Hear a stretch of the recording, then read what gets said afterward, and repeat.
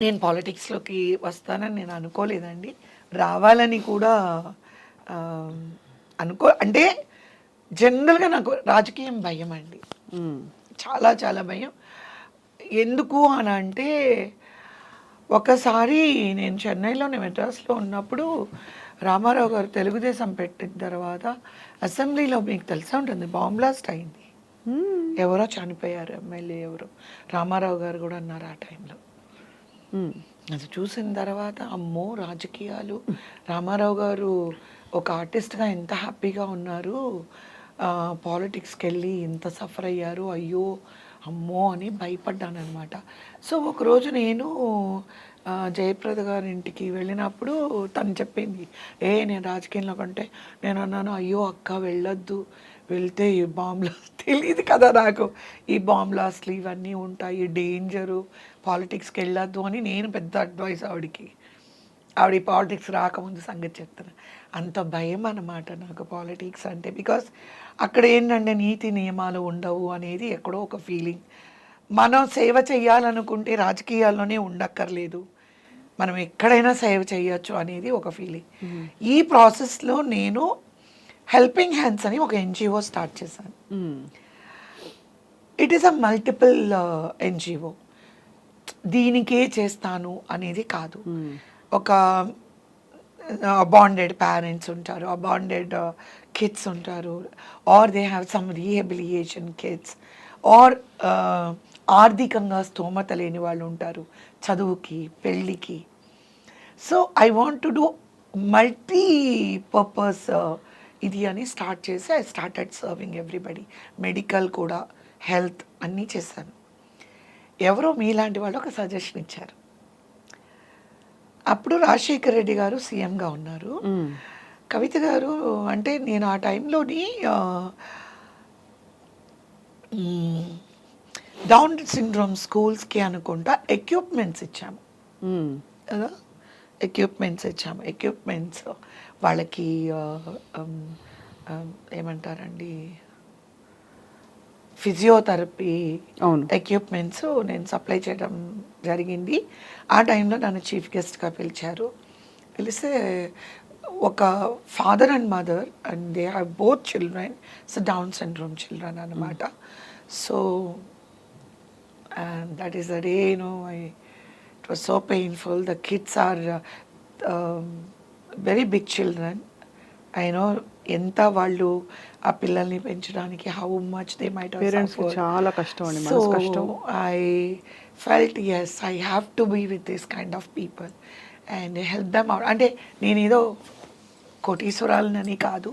Suppose నా దగ్గర 10 రూపాయలు ఉంటే మీరు 5 రూపాయలు అడిగితే ఐ ఫీల్ లైక్ గివింగ్. అలా 5 రూపాయలు ఉంటే మీరు 3 రూపాయలు అడిగితే ఇవ్వగలను. మీరు 10 రూపాయలు అడిగితే నేను ఇవ్వలేను. సో బికాస్ ఇదే కనుక మా వారు ఎర్న్ చేస్తున్న టైం కనుక అయితే ఆ టైంలో మీరు నమ్మినా నమ్మకపోయినా you can go to Chennai junior artist అసోసియేషన్కి 50,000 డొనేషన్. ఆ రోజు 84లో నేను 50,000 డొనేషన్ అంటే చాలా పెద్ద amount. It is about my 3 movies remuneration. 3 సినిమాలు నేను యాక్ట్ చేస్తే నా రెమ్యునరేషన్ ఇస్ 45,000. మా హస్బెండ్తో చెప్పి మీరు ఒక పార్టీ ఇస్తే ₹1,00,000 ఖర్చు పెడుతున్నారు, డోంట్ డూ దట్. తాజ్ హోటల్లో అందరికీ మీరు మందు పార్టీ ఇచ్చారంటే 50 లక్షలు ఖర్చు పెడుతున్నారు, మీరు చేయకండి. ఆ డబ్బు నాకు కావాలి. ఎందుకు అని అడిగారు. జూనియర్ ఆర్టిస్ట్ అసోసియేషన్కి 50,000, ఫైట్ మాస్టర్ అసోసియేషన్కి 50,000, లైట్ మెన్ అసోసియేషన్కి 50,000. అట్లాగా వాళ్ళు ఎంత కష్టపడుతున్నారు, ఇన్ని బాధల్లో ఉన్నారు. వాళ్ళకి నేను నా కంట్రిబ్యూషన్, నేను ఇండస్ట్రీలో అన్నా ఫ్యాన్ పోవడం అన్నా అంటే లైట్ మ్యాన్ పరిగెత్తుకుంటూ వెళ్ళి అది 100 కిలోలు బరువు ఉంటుంది ఆ ఫ్యాను, భుజం మీద వేసుకొని మా కోసం ఆ ఫ్యాన్ పెట్టి ఒక్కొక్క లైట్ భుజం మీద వేసుకొని ఒక్కొక్కటి 50 కిలోస్ 60-70 కిలోస్ లైట్స్ మోస్తారు వాళ్ళు. లైట్ మ్యాన్లు ఆ రోజుల్లో. ఆ పైకి ఎక్కి అక్కడ కూర్చొని అలా నిద్రపోతుంటే రాత్రంతా నాకు టెన్షన్ వచ్చేసేది. వాళ్ళని చూసి అన్నే కీళ్ళ ఇరంగంగా అన్నే ప్లీజ్ అన్నే కీళ్ళ ఇరంగంగా అన్నే గబుక్కుమని ఇలా బతిమలాడుకొని ఎప్పుడు చూసినా అలాగే అయ్యిందండి. రజనీకాంత్ గారు నేను వాహిని స్టూడియో షూటింగ్లో ఉంటే ఐ విల్ నెవర్ ఫర్గెట్. మా మేకప్ మెన్ వాళ్ళందరూ వచ్చేసి నా కళ్ళు ఇలా మూసేసి నన్ను అట్లా పట్టుకొని తీసుకొని వెళ్ళిపోయారు. నేను రజనీకాంత్ గారు మేమంతా వాసు గారి డైరెక్షనే సెట్లో ఉంటే ఆయన నిద్రపోయి పడిపోయారు. నేను ఏంటి అనే లోపలే మా వాళ్ళు గబగబా Spot dead ఆ? లాక్కొని ఆ షెడ్యూల్ క్లోజ్ చేసేసారు. ఆ షెడ్యూల్ వాణి స్టూడియో వాళ్ళదే ఓను. ఏం జరిగిందంటే కూడా మా మేకప్ మ్యాను, హెయిర్ డ్రెస్సరు, మా అసిస్టెంటు, మా మదరు ఏం లేదు షెడ్యూల్ ఏదో లైట్ పడిపోయింది, షెడ్యూల్ క్యాన్సిల్ అన్నారు.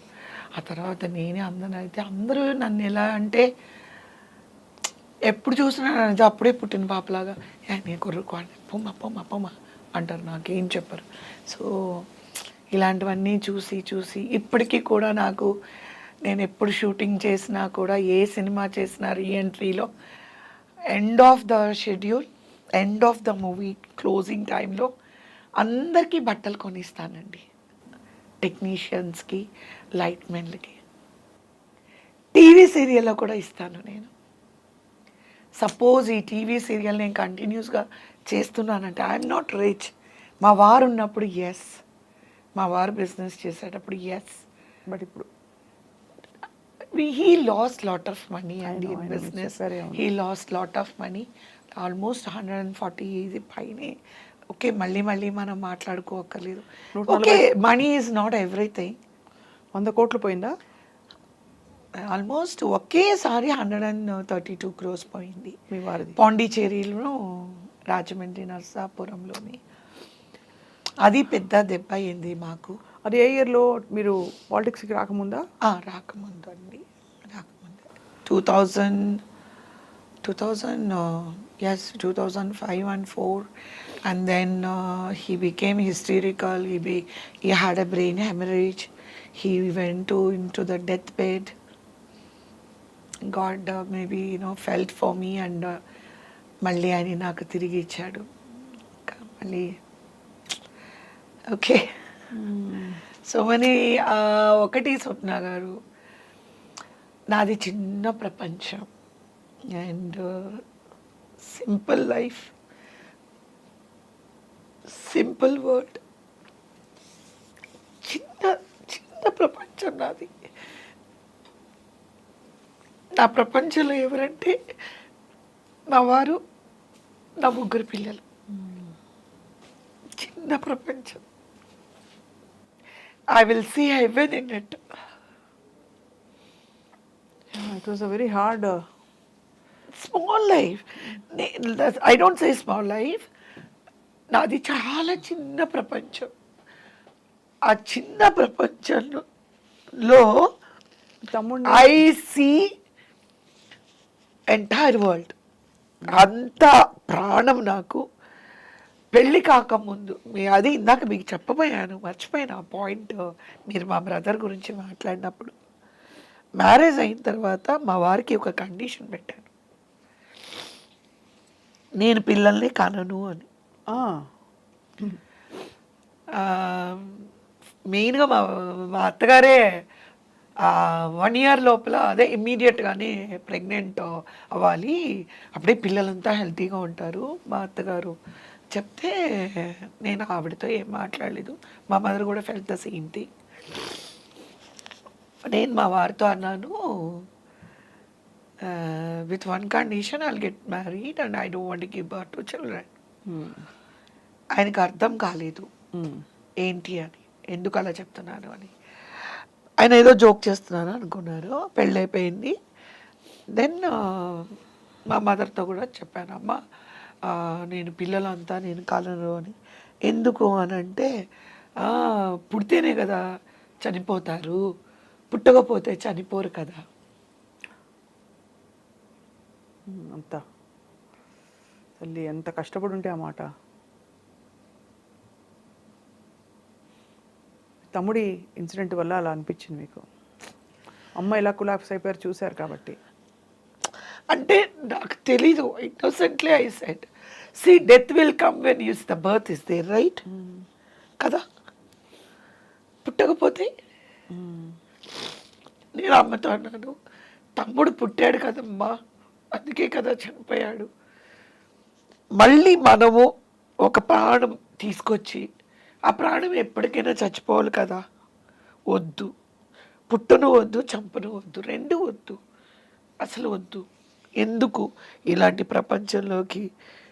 ఐ వాజ్ హార్డ్లీ 20 years, అప్పుడే ఇలా అంతా మాట్లాడాను. Will you believe it? అంటే మీరు చాలా చిన్న వయసులో జీవితం మొదలుపెట్టి కీ మైల్ స్టోన్స్ అన్ని తొందరగా ఫాస్ట్ ఫార్వర్డ్ మోడ్లో అయిపోయాయి. ఏది అంటే నాకు ఏమి తెలియకుండానే లైక్ యూ సెట్ అయిపోయింది. ఎవ్రీథింగ్ ఇస్ అన్నీ ఇట్లా అయిపోయాయి. నేను రియలైజ్ అయ్యే లోపలే అన్నీ అయిపోయాయి. అప్పుడు మా వారు అందరూ కూర్చొని ఒక పెద్ద మీటింగ్ పెట్టి, అలా కాదు ఇలా కాదు, నువ్వు యూ హ్యావ్ టు అందరికీ come out of this pain, అలా ఉండకూడదు అని అంటే I became a pregnant in a couple of months. రోజు మా తమ్ముడు ఫోటో పెట్టుకొని ఏడుస్తూనే ఉండేదాన్ని. రోజు నా బెడ్రూమ్లోనే పెద్దది మా తమ్ముడు ఫోటో పెట్టుకొని విజయమ్మా, విజయ్ కుమార్ వాడు, విజయమ్మా నాకు భయంగా ఉంది, ఇప్పుడు పుడితే వాళ్ళు చనిపోతారు, పుడితే చనిపోతారు, బర్త్ అండ్ డెత్ ఇలాంటి కన్ఫ్యూజన్ స్టేజ్లో ఇంకా అసలు ఉండకూడదని చెప్పేసి వెంటనే నన్ను వరల్డ్ టూర్కి వెళ్ళిపోయాం. వరల్డ్ టూర్, అది ఆ ఫోటో చూసి అలా ఫీల్ అవుతున్నాను. వరల్డ్ టూర్ వెళ్ళి తర్వాత యాక్చువల్గా మా పాప పుట్టిన తర్వాత everything is changed in the sense which my first kid brought so much of a joy, so much of a life in me, and 24 hours you are occupied as a mother, not a minute job. మాకేంటంటే మా వారికి is dead against on ఆయమ్మాస్, traditional బాగా ఆయమ్మ పెంచడాలు నాకు ముందే చెప్పారు. Delivery అయిన తర్వాత, కవి you don't give the kids to the servants should not touch my children, they should not even put their finger on my kid, you take help from them. వాళ్ళు పెంచకూడదు, వాళ్ళ చేతిలో పిల్లలు ఉండకూడదు. మా అత్తగారు కూడా అదే చెప్పారు, మా అమ్మ అదే చెప్పారు. సో ఏమైంది, 24 hours being with the kid brought so much of Joy in me, so much of happiness in me. Ala. I was, what do you say? The pain is there about my brother. మా ఇంట్లో అంతా ఎక్కడ చూసినా మా brother ఫోటోలు ఉంటాయి. మా ఇంట్లో మా బెడ్రూమ్లో కానీ హాల్లో కూడా నేను పెద్దది ఆయిల్ పెయింట్ చేయించి పెట్టుకున్నాను వాడిది. ఆ తమ్ముడు పేరు Vijay Kumar. Is a topper అండి.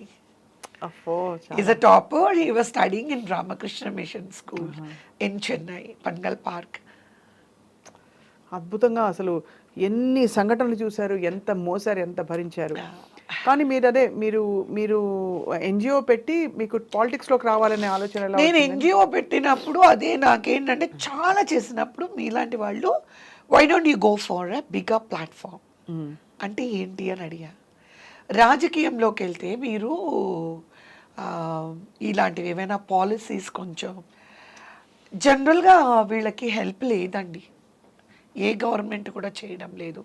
I don't know people, A government వచ్చినా నేను చూశాను లైక్ ఏమంటారండి, ఫ్రీ ఆఫ్ ఎడ్యుకేషన్ అంటారు, ఫ్రీ మెడికల్ అంటారు.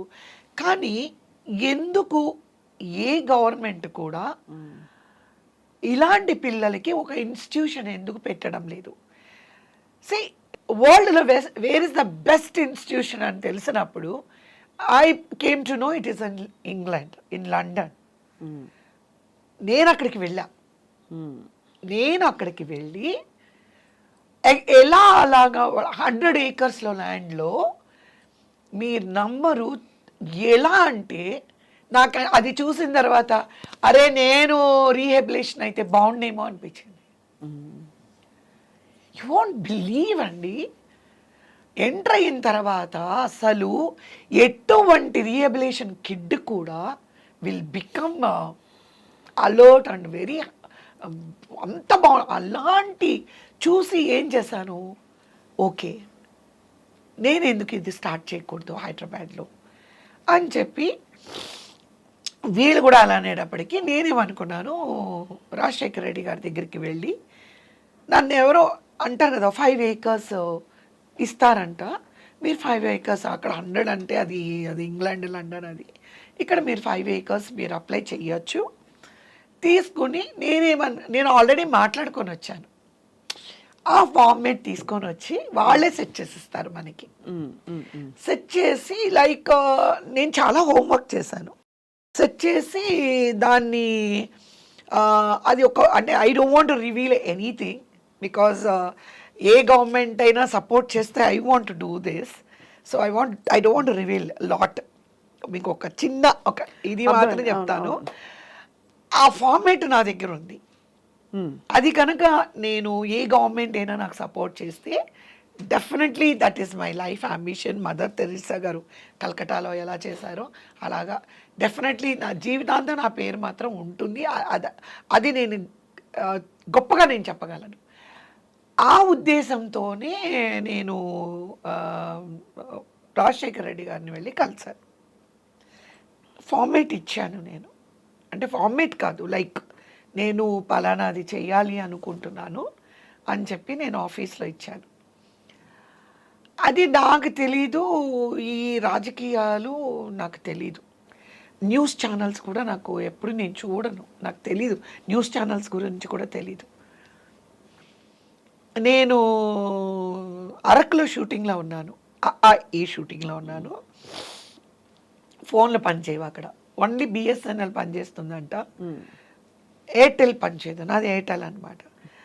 షూటింగ్ మాకు రైల్వే ట్రాక్లో షూటింగ్ జరుగుతుంది, అయిపోయిన తర్వాత రూమ్కి వస్తే అందరూ అప్పుడు నా ఫోన్ పని చేయడం మొదలుపెట్టింది. చూస్తే ఎంతమంది ట్రై చేస్తున్నారు, ఏంటి అని అంటే టీవీ ఉంటే చూడు అని. ఏం టీవీ అని చూస్తే కాంగ్రెస్ తీర్థం పుచ్చుకున్న కవిత అని వస్తుంది. నేనన్నాను తీర్థం ఏంటండి అని అడిగాను. కాంగ్రెస్ తీర్థం పుచ్చుకున్న కవిత అని వస్తుంది.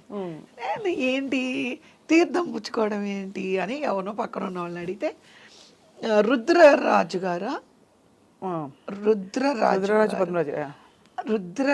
గారు కాల్ చేశారు. కాల్ చేసి అమ్మ కంగ్రాచులేషన్స్ అమ్మ, మేము చాలా హ్యాపీగా ఉన్నాము మీరు మా పార్టీలో చేరినందుకు అంటే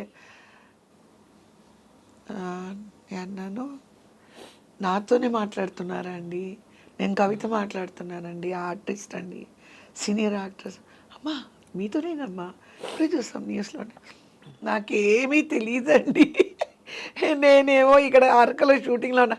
అలాగమ్మా వచ్చిన వెంటనే కొంచెం కాల్ చేయమ్మా అన్నారు. నాకు ఈ లోపల తల తిరిగిపోయాయి calls. Then I got a call from Telugu Desam party.